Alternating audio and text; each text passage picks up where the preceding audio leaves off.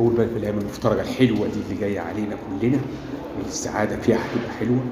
أنا باقول إحنا نطيّر الفلوس، ولمّا نطيّر الفلوس هترجع لنا كتير.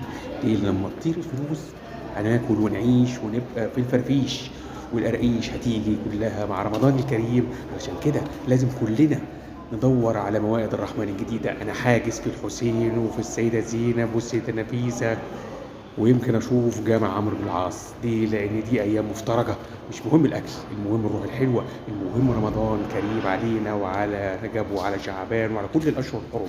كلنا نفتح قلوبنا للناس، مش مهم الفلوس، المهم الإحساس. لأن الإحساس لو رجع الأموال الساخنة هتنزل، والأموال الساخنة لمّا تنزل كل حاجة هتبقى سخنة ودافية وهتدفى الجو وكل الناس هتحلو، والحلاوة جاية والطلاوة. وتحية لكل المبدعين. بونجا بسيك العرب العالمي بيقول لكم رمضان كريم، وتحياتي بوجه سيتي العرب العالمي.